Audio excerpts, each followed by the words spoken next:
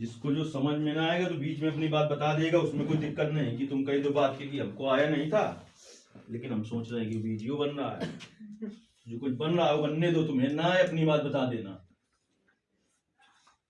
अंसार का कोई भी क्वेश्चन मैं नोट नहीं करवाऊंगा यहाँ।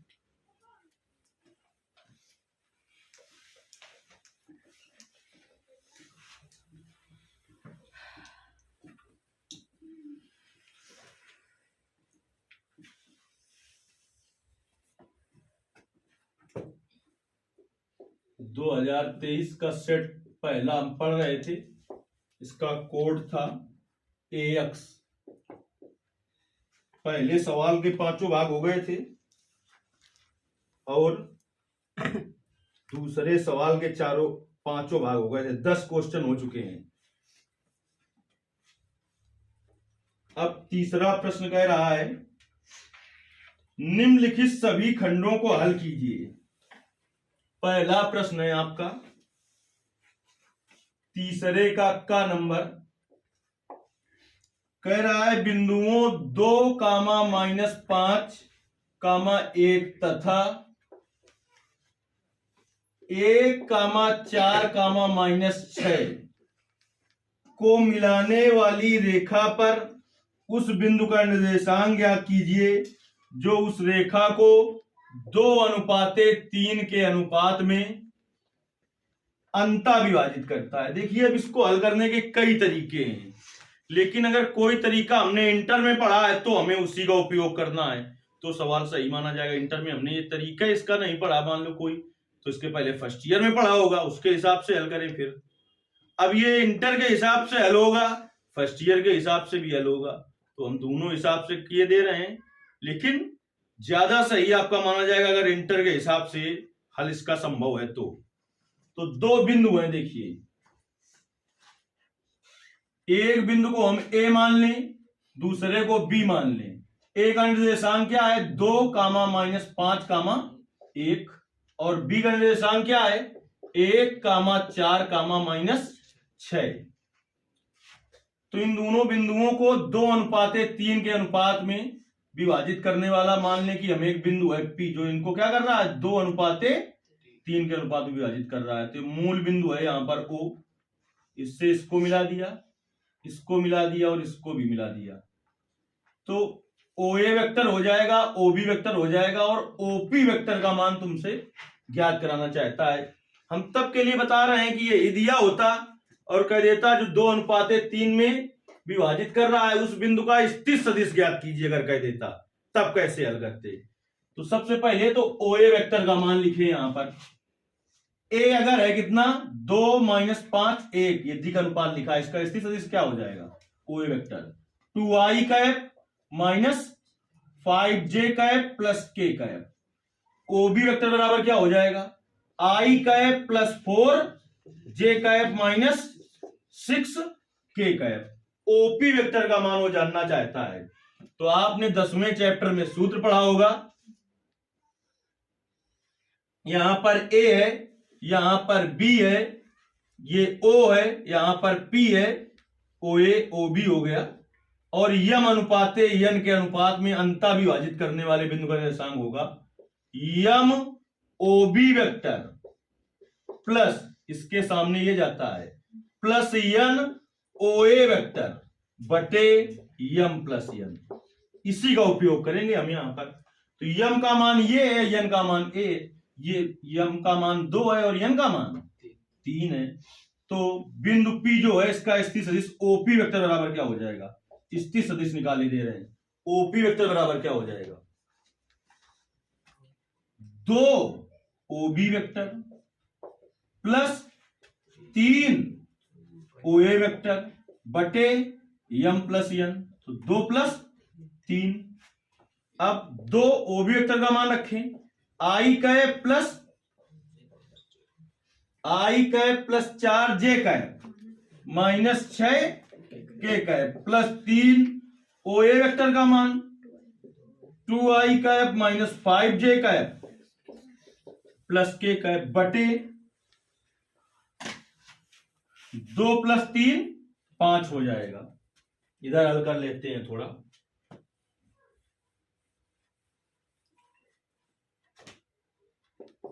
2 का गुणा इसमें कर दो तो क्या आ जाएगा, 2i cap plus 8j cap minus 12k cap plus 3 का गुणा इसमें करिए 6i cap minus 15j cap plus 3k cap और बटे में क्या है 5 यानी कि 5 है।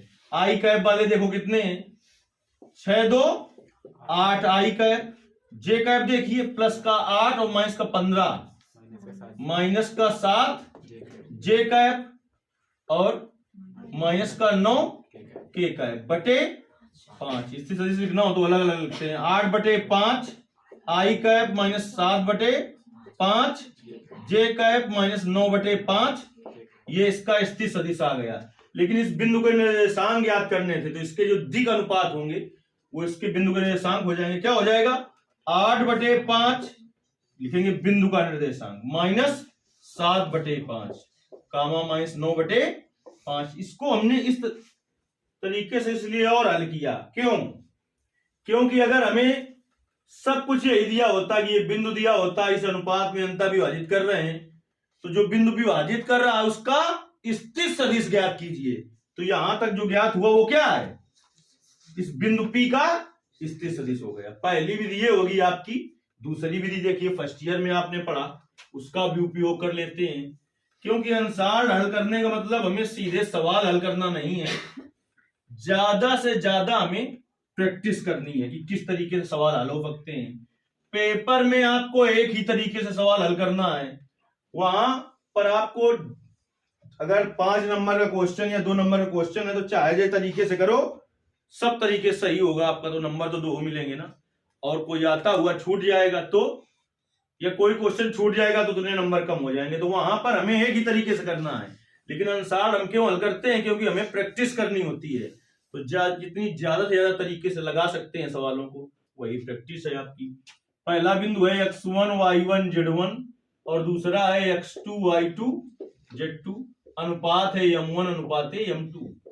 तो बिंदुओं x1 y1 z1 और x2 y2 z2 को m1 अनुपात m2 के अनुपात में अंतर विभाजित करने वाले बिंदु का निर्देशांक m1 x2 plus m2 x1 बटे m1 प्लस m2 कामा m1 y2 plus m2 y1 बटे m1 प्लस m2 कामा m1 z2 plus m2 z1 बटे m1 plus m2।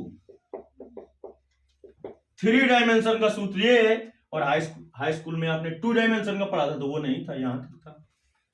First year में 3 डायमेंशन पढ़ा। अब m1 का मान रखो कितना है, 2 गुणते x2 का मान 1, m2 का मान 3, x1 का मान 2 बटे m1 plus m2 2 plus 3, m1 का मान 2, y2 का मान 4 प्लस m2 का मान 3, y1 का मान माइनस 5 बटे 2 प्लस 3, m1 का मान 2, z2 का मान माइनस 6 प्लस m2 का मान 3, z1 का मान 1 बटे m1 प्लस m2 2 प्लस 3। तो 2 गुणते 1 2 प्लस 3 दूनी 2 प्लस 3 5, 4 दूनी प्लस माइनस गुणा माइनस 15 बटे 5 माइनस 12 प्लस 3 बटे 5, तो 6 2 8 बटे 5 और माइनस 7 बटे 5 माइनस 9 बटे 5। अभी जो निकाला था वो क्या निकला था, यही निकला था। तो आप पेपर में कौन सी विधि लगाएंगे सही है, तो दोनों ही विधियां सही हैं जो आप लगा पाए। लेकिन पहली विधि का उपयोग हमने इसलिए किया कि अगर बिंदु दिया होता, अनुपात दिया होता, बिंदु के निर्देशांक न पूछता, उसका स्थिर सदिश पूछता, तो फिर हम इस विधि का उपयोग नहीं कर सकते थे, फिर हमें उसी विधि का उपयोग करना होता। तो आपको जब हल करना है अभी यहां पर, तो आपको जितनी हम विधियां बताएं उतनी विधियों से करना है, और उससे चाहे ज्यादा विधियों से भले कर लो। तो ये आपका पहला सवाल था। अब हम दूसरे सवाल पर आते हैं। ख नंबर इसका,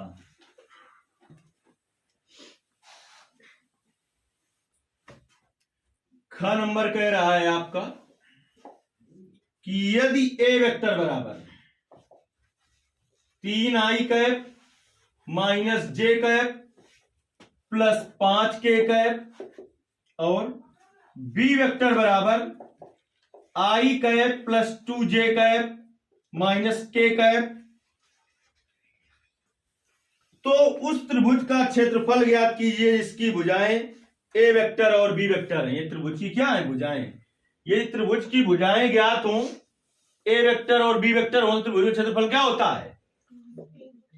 1/2 माड ए वेक्टर क्रॉस बी वेक्टर। देखिए यहां से एक क्वेश्चन निश्चित आता है, भले 2 नंबर का है। यदि त्रिभुज के शीर्ष दिए हो तो त्रिभुज का क्षेत्रफल 1/2 mod A B vector cross A C vector, या 1/2 B A vector cross B C vector, या 1/2 C A vector cross C B vector. सब सही है तीनों, यदि शीर्ष दिए हो त्रिभुज का क्षेत्रफल। लेकिन हमको अधिकतर जगह यही लिखा मिलता है तो हम इसी का उपयोग कर लेते हैं। सही सब है ये आपको जान लेना चाहिए कि ये सब सही है। यहीं से क्वेश्चन और बना, क्योंकि हमें जब क्वेश्चन हल करना है तो केवल उसी के बारे में जानकारी नहीं लेनी है। मान लो दूसरे में कोई कभी ऐसा आ जाएगा कि त्रिभुज के शीर्ष दिए होंगे तब कैसे ज्ञात करेंगे, तो हमने यहाँ पर बता रखा है, वहां पर हम तुमसे पूछेंगे। यदि चतुर्भुज की संलग्न भुजाएं दी हों तो चतुर्भुज का क्षेत्रफल, समांतर चतुर्भुज का क्षेत्रफल माड ए वेक्टर क्रॉस बी वेक्टर, माड ए वेक्टर क्रॉस बी वेक्टर, ना कि माड ए वेक्टर और माड बी वेक्टर, दोनों अलग अलग नहीं है। सब क्षेत्रफल है, वर्ग मात्रक हो जाएगा। एक चीज और आई है इसे कि यदि समांतर चतुर्भुज के विकर्ण हो ए वेक्टर और बी वेक्टर तो समांतर चतुर्भुज का क्षेत्रफल, अगर विकर्ण ए वेक्टर और बी वेक्टर हो तो 1/2 माड ए वेक्टर क्रॉस बी वेक्टर हो जाएगा। ये है समांतर चतुर्भुज का क्षेत्रफल यदि संलग्न भुजाएं या उसी को कहते हैं आसन्न भुजाएं दी हो तो। ये है यदि समांतर चतुर्भुज के विकर्ण हो तो क्षेत्रफल, और ये है समांतर त्रिभुज के क्षेत्रफल का सूत्र यदि भुजाएं ए वेक्टर और बी वेक्टर हो। ये कहेगा है कि यदि त्रिभुज के शीर्ष दिए हो तो त्रिभुज का क्षेत्रफल ज्ञात करने का सूत्र। तो इतनी चीजें हमने यहीं पर सीख ली। अब जब कभी उपयोग होगा तो हमें तुरंत जानना होगा कि किसका उपयोग करना है। तो देखिए हमें ये है दिए गए सदिश, दिए गए सदिश है या दी गई त्रिभुज की भुजाएं हैं, भुजाओं के सदिश हैं। अब हमें पता है कि क्षेत्रफल निकालने के लिए ए क्रॉस बी पहले निकालना होगा, तब उसका मापांक ज्ञात कर पाएंगे। तो पहले ए वेक्टर क्रॉस बी वेक्टर ज्ञात करें तो क्या हो जाएगा? आई कैप जे कैप के कैप। ए क्रॉस बी निकालना है तो पहले ए के अधिक अनुपात रखेंगे, 3 -1 5, फिर बी का 1 2 -1। अगर बी क्रॉस ए ज्ञात करते तो पहले बी के अधिक अनुपात रखते फिर ए के, क्योंकि 1-2 नंबर का क्वेश्चन ये भी आ जाता है कि ए वेक्टर दिया होगा बी वेक्टर दिया होगा, कहेगा एक वेक्टर क्रॉस बी वेक्टर और B vector cross A vector का मान ज्ञात कीजिए। तो फिर वहां मुंह फैलाते हो कि अरे ए क्रॉस बी तो हम ज्ञात कर लेते हैं, बी क्रॉस ए कैसे ज्ञात करें? या ए वेक्टर और बी वेक्टर देगा, 2 क्वेश्चन ये बने, या इन्हीं में मार्क लगा देगा कि इनके मान ज्ञात कीजिए। समझ गए? तो यहां से भी 4 क्वेश्चन बने आपके। अब R1 के सापेक्ष प्रसार कर दीजिए इसका। R1 के सापेक्ष प्रसार करने पर तो देखिए प्रसार करने में चिन्ह कैसे चलते हैं, प्लस माइनस प्लस, कैसे ये जानने के लिए सैखंड वाले सवालों को हल किया था, वहां से चिन्ह आए। Minus plus minus plus minus plus, R1 के सापेक्ष प्रसार करोगे चिन्ह कैसे चलेगा? प्लस माइनस प्लस, R2 के सापेक्ष माइनस प्लस माइनस, R3 के सापेक्ष प्रसार करोगे तो प्लस माइनस प्लस, अगर C1 के सापेक्ष प्रसार करोगे तो प्लस माइनस प्लस, C2 के सापेक्ष प्रसार करोगे तो माइनस प्लस माइनस, C3 के सापेक्ष प्रसार करोगे तो प्लस माइनस प्लस। ये भी चीज हमने यहां पर जान ली। R1 के सापेक्ष प्रसार करने पर तो R1 के सापेक्ष प्रसार करेंगे आप तो ए वेक्टर क्रॉस बी वेक्टर बराबर आई कैप प्लस फिर माइनस, R1 के सापेक्ष प्रसार कर रहे हैं, प्लस माइनस तो फिर प्लस। अब देखिए आई कैप कहां है? पहली पंक्ति में और पहले स्तंभ में। तो पहली पंक्ति को बंद कर लो, पहले स्तंभ को, -1 5 2 -1। अब पहली पंक्ति बंद कर लो, दूसरा स्तंभ 3 5 1 -1। अब के कैप कहां है? पहली पंक्ति में और तीसरे स्तंभ में। बंद कर लो पहली पंक्ति और तीसरे स्तंभ को। बोलो क्या आया? 3 -1 1 2। तो आई कैप इसका गुणा इसमें करते हैं, -1 गुणते -1 1। फिर माइनस इसका गुणा इसमें करते हैं 5 दूनी माइनस जे कैप इसका गुणा इसमें किया जाता है -3 आएगा। फिर -1 गुणते 5 प्लस के कैप इसका गुणा इसमें करेंगे 6। फिर माइनस इसका गुणा इसमें, तो माइनस से गुणा प्लस, तो 1 -10 -9 आई कैप -3 और -5 -8 का गुणा करेंगे माइनस से प्लस 8 जे कैप 6 1 7 के कैप। ये क्या निकला? ए वेक्टर क्रॉस।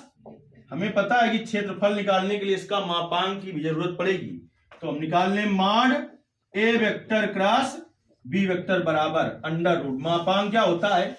आई के गुणांक का स्क्वायर प्लस जे के गुणांक का स्क्वायर प्लस के गुणांक का स्क्वायर। आई का गुणांक क्या है? -9 का स्क्वायर प्लस जे का गुणांक 8 का स्क्वायर प्लस के का गुणांक 7 का स्क्वायर। तो -9 का स्क्वायर 81, 8 का स्क्वायर 64, 7 का स्क्वायर 49। सम्मान हमें रफ में रख के जोड़ लेना चाहिए। हमें रामानुजम नहीं बनना है, क्योंकि अगर गलत हो गया जोड़ने में तो नंबर आपका चला जाएगा। ना कि तुम्हारे बाबा ने गणित लिखी है तो तुम सोचो कि अरे हम तो ऐसे जोड़ लेंगे। 9 1 10 4 14 हासिल भी यहां रख लेंगे सम्मान सहित। 8 6 14 और 4 1 19। तो सम्मान सहित हमने जोड़ के यहां रख लिया, क्योंकि इसको गलत जोड़ देंगे नंबर कट जाएगा। अब लिखेंगे यदि त्रिभुज की भुजाएं ए वेक्टर और बी वेक्टर हो तो त्रिभुज का क्षेत्रफल 1/2 मॉड ए वेक्टर क्रॉस बी वेक्टर। तो 1/2 मॉड ए वेक्टर क्रॉस बी वेक्टर का मान कितना निकला? √194। अगर 196 होता तो वर्गमूल तुरंत निकल आता कितना निकलता? पूर्ण वर्ग संख्या होती तो निकाल देते, पूर्ण वर्ग संख्या नहीं है तो वर्गमूल ना निकालें तो कुछ दिक्कत नहीं है, क्योंकि निकाला और गलत कर दिया तो नंबर पूरी तरीके से कट जाएगा। अभी तो कुछ नहीं बिगड़ने वाला है, क्योंकि पूर्ण वर्ग नहीं है, पूर्ण वर्ग संख्या तो पूरा वर्गमूल तो निकलेगा नहीं, दशमलव में निकलेगा। अगर नहीं निकाल रहे हैं, यहां से छोड़ रहे हैं, तो नंबर हमें पूरा का पूरा मिलेगा। 2 नंबर का क्वेश्चन है। अगर हमने इसका निकाला और गलत निकाल दिया तो आधा भी नंबर नहीं मिलने वाला। ये भी समझ लीजिए कि उसके मन की बात है कि वो दे अच्छी बात, और ना दे तो बहुत अच्छी बात। एक क्वेश्चन आपका है तीसरे का खा, तो उसने उत्तर जो निकाला है वो उत्तर निकला है √97/2 इकाई। क्या है इकाई? कहां से वर्ग इकाई तो आएगा, वर्ग इकाई है। अब तमाम परेशान होंगे कि अरे उत्तर नहीं निकला, उनको रात को नींद नहीं आएगी। तो देखिए नींद कैसे आए फिर। 194/2 बाहर है, अंदर क्या लिखें? 4। जब 4 है अंदर तभी तो बाहर 2 आया। अब काट दें हम 2 से तो क्या होगा?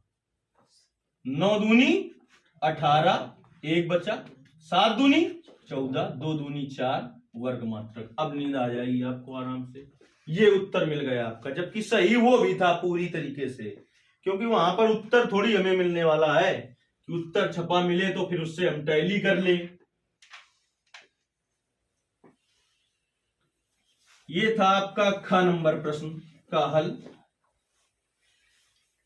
तो आप ये चीज एक देख रहे होंगे कि इधर हमने बहुत सारी चीजें लिखी, तो इस प्रश्न को हल करना है तो वहां पर डालना है नोट, फिर लिखना है यदि त्रिभुज की भुजाएं ए वेक्टर और बी वेक्टर हो तो त्रिभुज का क्षेत्रफल, यदि त्रिभुज के शीर्ष त्रिभुज एबीसी के शीर्ष ज्ञात हो तो त्रिभुज का क्षेत्रफल, फिर लिखना है यदि समांतर चतुर्भुज की भुजाएं ए वेक्टर और बी वेक्टर हो तो समांतर चतुर्भुज का क्षेत्रफल, यदि समांतर चतुर्भुज के विकर्ण ए वेक्टर और बी वेक्टर हो तो समांतर चतुर्भुज का क्षेत्रफल। क्योंकि अब ये कोई बात जब दूसरे सेट में आए तो हमें 1 से गिनती ना पढ़नी पड़े, यहीं पर हम सीखें। तो यहां ये नोट पॉइंट करके जितनी एक्स्ट्रा चीजें बता रहे हैं हर क्वेश्चन के बगल में करनी ही है 100%, ये निश्चित है। अब देखिए इसका अगला भाग क्या है। 2 नंबर का क्वेश्चन है, कह रहा है यदि ए बराबर आपका है cos theta sin theta minus sin theta cos theta, तो सिद्ध कीजिए। क्या सिद्ध करना है? ए क्यूब बराबर cos 3 थीटा sin 3 थीटा। अब ये भी आप समझ लीजिए कितना तुम्हारी किताब से आता है कि बाहर का दिया जाता है। ये क्वेश्चन तुम्हें किताब में मिला था क्या? नहीं मिला होगा। तो किताब में जो है उससे भी एक्स्ट्रा आता है और आप उसके पीछे पड़े होगे, जो किताब में है उसका कम हो जाएगा। चलिए अब देखते हैं हम हल इसका। 2 नंबर का क्वेश्चन है तो दूसरे हिसाब से इसका हल करेंगे। यही 5 या 8 नंबर का होता तो फिर दूसरे हिसाब से हल करते। हम बता रहे हैं कैसे करते। ये क्या है? दिया गया आव्यूह ए बराबर क्या है? cos theta sin theta minus sin theta cos theta. तो पहले ए क्यूब निकालने के लिए आपको पता होगा पहले ए स्क्वायर निकालना पड़ेगा। क्या करना पड़ेगा? तो ए स्क्वायर बराबर क्या होता है? ए इंटू ए। तो cos theta sin theta minus sin theta cos theta, फिर ए का मान cos theta sin theta minus sin theta cos theta. ऐसे गुणा करो, पहले इसका इसमें फिर इसमें, यहां तक आ रहा है नीचे तक करके। cos थीटा गुणते cos थीटा लिख देते हैं एक बार, जिससे जान सको कि इसका गुणा इसके गुणा करते हैं। फिर प्लस माइनस का गुणा माइनस sin थीटा गुणते कहां cos थीटा, इसका गुणा इसमें हो गया। अब इसमें करेंगे तो प्लस माइनस का गुणा minus sin theta into cos theta, फिर प्लस माइनस का गुणा minus sin theta into cos theta. अब इसका गुणा करें पहले इसमें फिर इसमें, तो क्या आएगा? sin theta into cos theta plus sin theta into cos theta. इसका गुणा इसमें किया है, आ नहीं, इसका गुणा इसमें करिए, प्लस माइनस का गुणा minus sin theta into sin theta plus cos theta into cos theta. तो हमने जाना कि cos theta into cos theta क्या हो गया? cos स्क्वायर थीटा, फिर minus sin theta into sin theta sin square theta हो गया।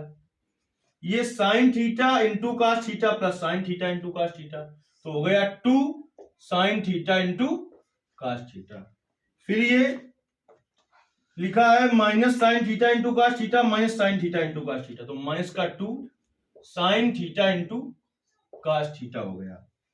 ये प्लस वाला पहले लिख दें और माइनस वाला बाद में। cos theta into cos theta cos square theta minus sin theta into sin theta sin square theta. देखिए बेटा cos square theta minus sin square theta cos 2 theta का सूत्र होता है 2 sin theta into cos theta sin 2 theta का सूत्र होता है, माइनस का चिन्ह है 2 sin theta into cos theta sin 2 theta का सूत्र हो गया। cos square theta minus sin square theta cos 2 theta का सूत्र हो गया। अब अपने आप व्यू पर जाएं, मिलाएं जाके हम, यहां पर थीटा था केवल 2 थीटा आ गया, यहां पर भी थीटा था 2 थीटा आ गया, माइनस का चिन्ह था माइनस का चिन्ह है 2 थीटा आ गया 2 थीटा आ गया, और थीटा था 2 थीटा आ गया। कब? जब स्क्वायर किया है। तो ये सवाल अब होता 5 नंबर का या 8 नंबर का, तो हम ए क्यूब निकालने जाते, क्योंकि दूसरे सवालों में जिनमें संख्या दी हो तो उसमें ए क्यूब निकालना पड़ेगा, उसमें हम सिमिलरली नहीं लिख सकते हैं। लेकिन इसमें आप ए क्यूब निकालने जाएंगे काफी बड़ा हो जाएगा, और आपको सीधे लिख देना इसी प्रकार। इसी प्रकार इसमें क्यों लिख सके हम, जब घात थी क्या है, यहां पर कुछ नहीं है तो क्या घात है, एक, तो 1 थीटा 1 थीटा 1 थीटा था। जब पावर हो गई 2 तो क्या आ गया, 2 थीटा 2 थीटा 2 थीटा। तो इसी प्रकार एक क्यूब बराबर क्या हो जाएगा, अब यहां पर पावर आ गई 3, तो जैसे ही क्यूब करेंगे इसका क्या आ जाएगा, cos 3 theta sin 3 theta minus sin 3 theta और cos 3 थीटा। थीटा के पद में है इसलिए हमने ऐसा काम कर लिया, क्योंकि cos 3 थीटा बनेगा ही अगर हम ज्ञात करें क्या, ए क्यूब, तो cos 3 थीटा सीधे नहीं बनेगा, cos 3 थीटा का सूत्र पता होना चाहिए, 4 cos cube theta minus 3 cos theta आएगा। sin थीटा का सूत्र 3 sin theta minus 4 sin cube theta. ऐसे बन बन के फलन आएंगे, फिर हमें रख देना होगा। तो संख्या में होता तो हमें एक क्यूब तो ज्ञात करना होता, लेकिन इसमें कुछ ऐसा सिस्टम बन रहा है कि जब पावर 1 है तो थीटा थीटा है, स्क्वायर करके देखा तो जब पावर 2 तो थीटा की जगह 2 थीटा 2 थीटा आ गया। तो इसी तरीके से अगर हम एक क्यूब ज्ञात करें तो क्या हो जाएगा। सवाल हम यहीं से एक और बनाए दे रहे हैं कि अगर कहता है आपसे कि यदि a बराबर इतना है तो सिद्ध कीजिए a की पावर n बराबर, ऐसे ही क्वेश्चन एग्जामिनर बनाता है कि इस साल ये आया है तो इस साल उसने ऐसा कह दिया कि यदि a बराबर इतना है तो a की पावर n बराबर सिद्ध कीजिए cos n theta sin n theta minus sin n theta cos n theta. a दिया था, a स्क्वायर ज्ञात किया, जब a था तब थीटा थीटा था, a स्क्वायर निकाला तो क्या हो जाएगा 2 थीटा। इसी प्रकार a की पावर n बराबर cos n theta sin n theta minus sin n theta cos। तो इस सवाल को लगाना है और इस सवाल को भी लगाना है आपको, इतना आपको समझ लेना है कि इस सवाल को भी हल करना है, क्योंकि अनुसार हम इसलिए हल कर रहे हैं क्योंकि हमें प्रैक्टिस करनी है। तो प्रैक्टिस करें तो केवल वही ना करें जो पेपर में आए, क्या पूरा वही आ जाएगा, क्या कुछ बदलेगा, तो थोड़ा तुम भी जानो कि क्या बदलेगा। मान लो शायद 2-4 साल बाद तुम्हें पेपर बनाना पड़ जाए, क्यों इतने बुद्धिजीवी हो तो कम से कम बदल तो सको कुछ, वही तो न रख दो जो पहले एग्जाम में रखा है। पता लगे तुम्हें आईआईटी का पेपर बनाना पड़ जाए तो बड़ी दिक्कत। आईआईटी का मतलब जानते हो, नहीं जानते हो तो हम तुम्हें समझा दें कि यूपी बोर्ड का मतलब ये होता है कि जो क्वेश्चन जितनी बार आया है वह क्वेश्चन उतना ही इंपॉर्टेंट है बोर्ड पेपर के लिए। आईआईटी का मतलब ये होता है कि कोई आया हुआ क्वेश्चन सेम अगर रिपीट हो गया तो परीक्षा दोबारा करानी पड़ेगी, संख्या सहित वही सवाल रिपीट हो गया तो, यानी हर बार नियम वही लगेंगे, सूत्र उसी तरीके के लगेंगे, लेकिन क्वेश्चन हर बार नया होगा। ये है आईआईटी। तो बड़ा सपना अगर सजोए हो तो उसके लिए सोच लो थोड़ा, क्योंकि तुम्हारे अगल बगल के कुछ जाते होंगे तो तुम भी ऐसे बुद्धिजीवी हो तो जाते होंगे आईटीआई, और तुम सोचो कि अरे वो तो कुछ नहीं होता, वो तो कमावत है, वो आईआईटी करत है। तो या तो ये आईटीआई और आईआईटी और आईटीआई में बहुत बड़ा अंतर है। आईआईटी के बाद क्या आएगा तुम्हारा एआई ट्रिपल ई, फिर बीटेक, फिर पॉलिटेक्निक, फिर आईटीआई। तो वहां जाओ तो पॉलिटेक्निक और आईटीआई जब करते हो तो वहां तुम जाके घूमोगे जाके तो वहां पर ये सिखाया जाता है कि पंचर कैसे जोड़ा जाता है, बिल्डिंग कैसे की जाती है, जूता कैसे सिला जाता है, कढ़ाई बुनाई कैसे की जाती है। तो थोड़ा ये सब चीजें समझ लो, अभी तो पीछे के ही लेवल में हो, आईटीआई या पॉलिटेक्निक लायक हो अभी थोड़ा, बस इतना कर सकते हो। दूसरा तो कुछ ऐसा दिख नहीं रहा कि नया क्वेश्चन तुम बना के कुछ कर पाओ।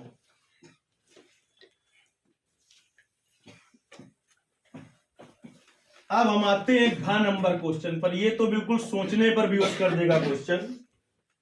तो आप समझिए कि बोर्ड पेपर भी ऐसे आता है कि वो बहुत क्वेश्चन तुम्हें सोचने के लिए विवश करेंगे। कह रहा है पूर्णांकों 1 से 11 तक। जैसे यहां तक सवाल पढ़ा तो बड़े खुश रहो तो ये तुम कि अरे ये तो हमने किताब में पढ़ा था, अभी धुआं उड़ जाएगा। कि ये लिखा हुआ है कि पूर्णांकों 1 से 11 तक में से दो पूर्णांक यदाक्षया चुने जाते हैं। तो यदाच्छिक परीक्षण क्या होता है, उसकी परिभाषा आपको बताई गई होगी आपके स्कूल में। जब वो परिभाषा ना बताई गई होगी तो एक मोटी भाषा में समझिए कि यदाक्षय का मतलब एट रैंडम, यानी कि अचानक प्रयोग कर देना ही यदाक्षय है। जबकि परिभाषा तो इसकी जो है तो वो तभी जानोगे जब पूरा डाटा आपको लिखाया जाएगा।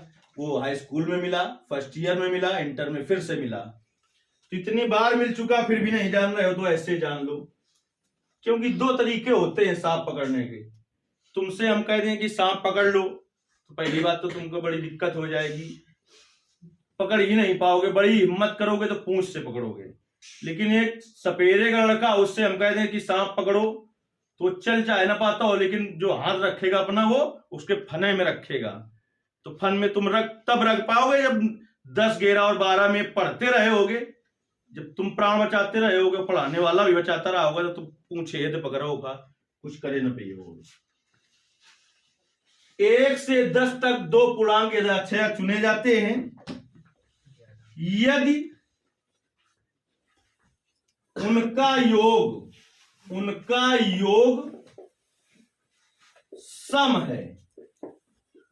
योग सम है तो प्रायिकता ज्ञात कीजिए कि दोनों पूर्णांक भी सम है। अब हवा उड़ गई, अब किताब में सवाल नहीं मिल रहा है, अब क्या करेंगे? लिख दोगे?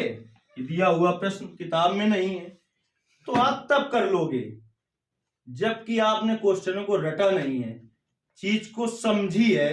तो कुछ नया नहीं है, इसमें करना ही होगा। हमें हल में आते हैं तो 1 से 11 तक पहले पूर्णांक लिखते हैं। 1 से 11 तक के पूर्णांकों का प्रदर्शन समझ क्या होगा? 1, 2, 3, 4, 5, 6, 7, 8, 9, 10, 11।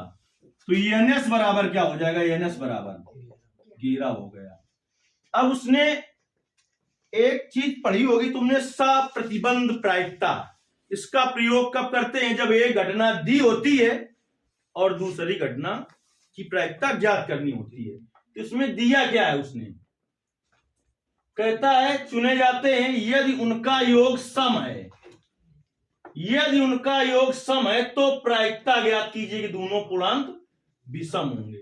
तो दोनों पूर्णांक विषम हों, इसकी प्रायिकता ज्ञात करनी है। दिया क्या है कि उनका योग सम हो। तो जो घटना दी हो उसे तुम B मान लो और जिसकी प्रायिकता ज्ञात करनी है उस घटना को A मान लो। तो तुम्हें हर बार PA/B ही ज्ञात करना होगा, कभी भी PB/A नहीं ज्ञात करना पड़ेगा। तो हम मान लें कि दोनों पूर्णांकों, तो प्रायिकता ज्ञात कीजिए दोनों पूर्णांक विषम है। तो माना दोनों पूर्णांक विषम होने की घटना A तथा उनका योग, किसका? पूर्णांकों का योग। पूर्णांकों का योग सम होने की घटना B है। आइए अब कुछ समझें, पहले हम B लिखें तो बात अच्छे से समझ पाए। कहता है पूर्णांकों का योग सम हो। पूर्णांकों का योग कैसा हो? सम हो। तो पूर्णांकों का योग सम दो तरीके से होगा। कैसे? एक विषम विषम लें, इसे 1 3 का हो जाएगा और 3 5 का हो जाएगा, फिर 5 7 का हो जाएगा, 7 9 का हो जाएगा, 9 11 का हो जाएगा। 1 2 3 4 5 घटनाएं ऐसी होंगी जो विषम होगा, लेकिन योग कैसा होगा? संख्याएं विषम होंगी लेकिन योग सम होगा। दूसरा 2 4 का हो जाएगा, 4 6 का हो जाएगा और 6 8 का हो जाएगा, 8 10 का हो जाएगा। और किसी का होगा? 1 2 3 4 गड़बड़ हो रहा है। और किसका हो जाएगा?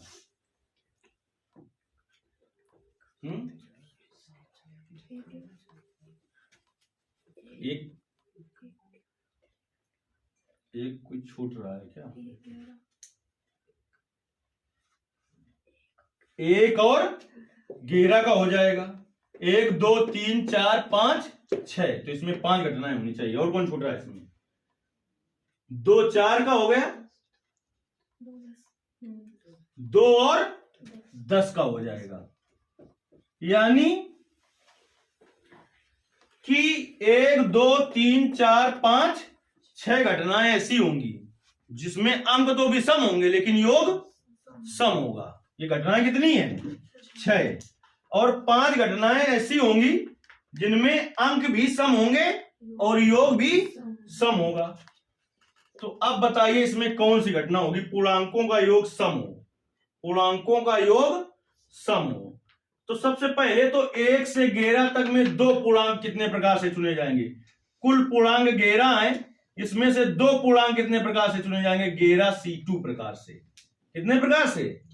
11C2 प्रकार से नहीं चुने जाएंगे। 11 पूर्णांक है, इनमें कोई 2 चुनना है तो कितने प्रकार से चुन सकते हैं? लिखेंगे 11 पूर्णांकों में से 2 पूर्णांक चुनने के कुल तरीके 11C2। बाउंस हो गया क्या?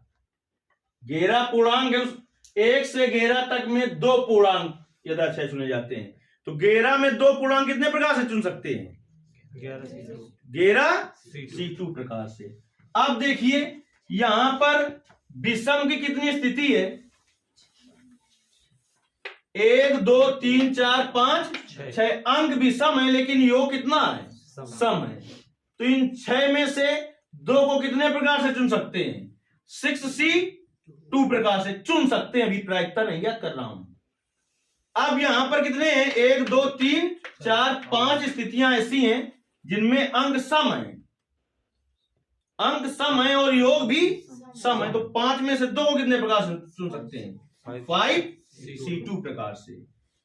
तो पूर्णांकों का योग सम होने की प्रायिकता पीबी बराबर क्या होगी? पीबी बराबर पूर्णांकों का योग सम हो, इसकी प्रायिकता पीबी बराबर क्या होगी? या तो ये स्थिति घटित होगी या तो ये घटित हो या तो ये, तो यह अपवर्जी घटना है। यानी इसमें भी योग कैसा है? सम है और इसमें भी योग सम है। या तो ये घटना घटित हो जाएगी या तो ये घटना घटित हो जाएगी। तो इस घटना में 2 चुनने की प्रायिकता क्या होगी? 6C2 बटे 11C2। अनुकूल परिस्थितियां बटे कुल परिस्थितियां। या तो ये घटना घटित होगी या तो ये वाली घटित हो जाएगी। इसमें क्या है? 5C2 बटे 11C2। तो अब इसको एनसीआर के सूत्र से खोलो। चाहे एक ट्रिक होती है कि 6C2 लिखा है तो 6 को 2 बार खोलो। 6 गुणते 5 बटे 2 गुणते 1 बटे, इसको खेलो ऐसे ट्रिक से, चाहे एनसीआर के सूत्र से खोल दो तो वही आएगा। एनसीआर का सूत्र होता है फैक्टोरियल n बटे फैक्टोरियल r और n माइनस r फैक्टोरियल। इससे खोल दो, चाहे तो इसको खोलो। फैक्टोरियल 11 को 2 बार खोलो। 11 गुणते 10 बटे 2 गुणते 1, तो इससे ये कट गया। प्लस इसको खोलो 5C2 को ट्रिक के द्वारा 5 गुणते 4 बटे 2 गुणते 1, इसको खोलो 11 गुणते 10 बटे 2 गुणते 1, इससे ये भी कट गया। तो आपका क्या आ गया? इसका मान 30 बटे 110 प्लस 20 बटे 110। 0 से 0 काट दें, 0 से 0 काट दें। 3 बटे 11 धन 2 बटे 11, 3 2 5/11। इतनी बात कुछ समझ में आई? कुछ आई कि नहीं आई? अब ए क्या है? ए क्या है? ए किसको माना था? दोनों पूर्णांकों के विषम हो। तो ऐसी घटनाएं कितनी है? हम बार बार थोड़ी लिख रहे हैं। दोनों पूर्णांक विषम हो ऐसी घटनाएं 6 है। इसमें से 2 का चुनाव करना है तो 6C2 प्रकार से कर देंगे। प्रायिकता इसकी हम ज्ञात किए दे रहे हैं। क्या हो जाएगा? 6C2 बटे 11C2। तो 6C2 को खोल दो। 6 × 5 बटे, कोई तुमसे पूछे कैसे, तो 6C3 लिखा होता तो 6 को 3 बार खोलते और 3 को 3 गुणते 2 गुणते 1 खोलते। ये ट्रिक है, नहीं तो एनसीआर के सूत्र से उसको खोल के दिखा दो, उसका मुंह उसमें भेज दो। इसे 2 गुणते 1 बटे 11 को खोलो, 11 गुणते 10 बटे 2 गुणते 1, इससे 1 कट जाएगा। 30 बटे 110, 3 बटे 11। अब बात आई ए इंटरसेक्शन बी, इसीलिए उसको हमने साफ नहीं किया अभी तक। यहां का आ रहा है? नहीं आ रहा है। नहीं आ रहा है। ए इंटरसेक्शन बी, ए और बी दोनों में क्या मिला? यही तो मिल रहा है, यही ए में है और यही बी में है। तो ए इंटरसेक्शन बी में क्या मिल गया? ये पूरी घटनाएं मिल गई ए इंटरसेक्शन बी में। तो हम कहें कि एन ए इंटरसेक्शन बी क्या हो जाएगा? N A intersection B 6C2 क्या हो जाएगा? तो पी ए इंटरसेक्शन बी बराबर क्या होगा? 6C2 बटे 11C2। बाउंस हो गया क्या? ऐसे ऐसे ना करो। देखो, बी घटना पूरी ये थी और ए घटना पूरी ये है, तो इसमें केवल यही चीज ए बी में तो दोनों मिली है, और कोई दूसरी चीज मिली है क्या? बी में ये भी था, ये भी था, है। ए में केवल यही है, तो दोनों में क्या मिला? ए और बी में ये पूरी घटनाएं मिली, छइयों। तो ये छइयों घटनाएं मिली, तो इसमें 6 में से 2 चुनना है हमें। 6 में से 2 को कितने प्रकार से चुन सकते हैं? 6C2। तो ये चुनने के ढंग हुए, चुनने की प्रायिकता क्या होगी इनके? 6C2 अपान अनुकूल परिस्थितियां बटे कुल परिस्थितियां 11C2। तो इसको हल करें। 6C2 अपान 11C2 को अभी हल ही किया है। कितना आया है? 3/11 आया है। बहुत देर से हल कर रहे हैं, फिर भी गड़बड़ होगा क्या कुछ। P A अपान B, भाषा क्या लिखोगे? यदि यह दिया है, क्या दिया है कि दोनों पूर्णांक, इसकी तो प्रायिकता ज्ञात करनी है। यदि यह दिया है कि दोनों पूर्णांकों का योग सम है, तो दोनों पूर्णांक विषम होने की सप्रतिबंध प्रायिकता पी ए अपान बी बराबर क्या हो जाएगा? पी ए इंटरसेक्शन बी बटे पी बी। तो पी ए इंटरसेक्शन बी का मान 3/11 बटे पी बी का मान 5/11। 5/12 गुणा होगा, 11 से 11 कट जाएगा, 3/5 आया। उत्तर सही होगा कि गलत, ये थोड़ा जान लेते हैं। प्रायिकता के किसी सवाल का उत्तर 1 से ज्यादा नहीं हो सकता, 0 से कम नहीं हो सकता। सबसे कम 0 हो सकता है, सबसे ज्यादा कितना हो सकता है? 1, नहीं तो इसके बीच में होगा। तो उत्तर गलत होने का चांस है नहीं। फिर भी हम एक बार मिला लेते हैं आत्मा की शांति के लिए। तुम्हारी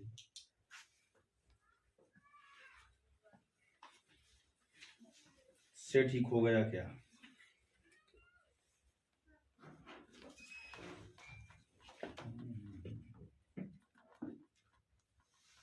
नहीं मिलता है।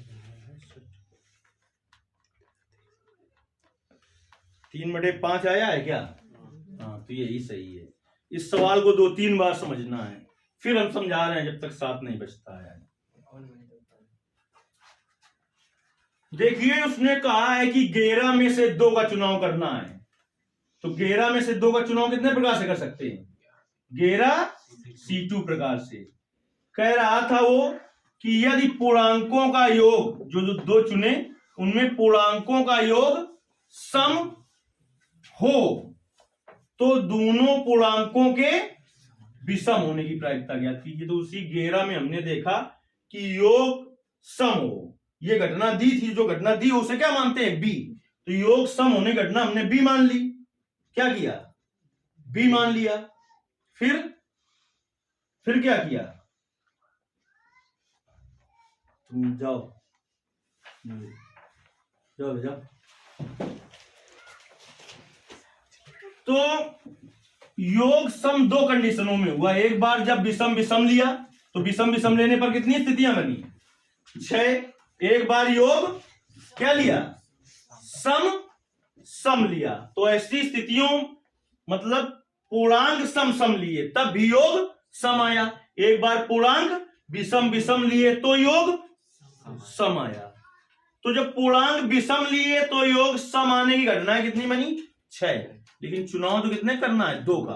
तो 6 में से 2 का चुनाव कितने प्रकार से कर सकते हैं, 6C2 प्रकार से। फिर इसके बाद ये जो सम संख्याएं थी इनका भी योग सम है। ये कितनी घटना है, 5। इनमें से 2 का चुनाव करना है तो 5C2 प्रकार से करेंगे। तो इनका चुनाव 6C2 प्रकार से, 6 में 2, 5 में 2, 5C2। योग सम हो तो योग इसमें भी सम है और योग इसमें भी सम है। तो मतलब चुनना 2 है तो चाहे इससे 2 चुन ले चाहे इससे चुन ले, या तो इससे चुने या तो इससे चुने। यानी इससे चुन लेंगे तो इससे नहीं चुन पाएंगे और नीचे वाले से चुन लेंगे तो ऊपर वाले से नहीं चुन पाएंगे।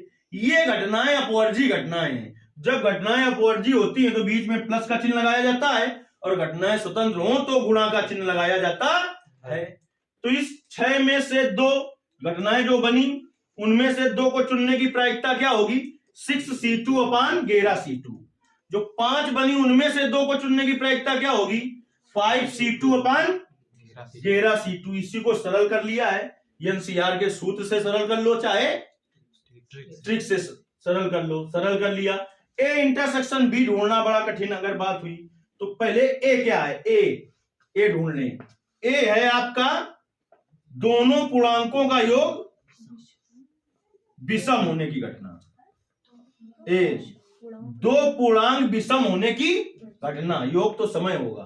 तो 2 पूर्णांक विषम होने की घटनाएं कितनी है, 6। 6 में से 2 का चुनाव कितने प्रकार से कर सकते हैं, तो दोनों पूर्णांक विषम होने की प्रायिकता क्या होगी, 6C2 बटे 11C2। ये प्रायिकता हो गई। ए इंटरसेक्शन बी क्या मिले, बी ये पूरी घटना है, ए इतनी घटना है, बी ये पूरी घटना है, ए इतनी घटना है। तो ए इंटरसेक्शन बी में इतना ही मिलेगा। जब इतना मिलेगा तो ए इंटरसेक्शन बी निकाल लिया। उसमें से 2 का चुनाव 6C2 प्रकार से करेंगे। कितने प्रकार से करेंगे, 6C2। जाओ तुम भागो गाड़ी क्यों होती है।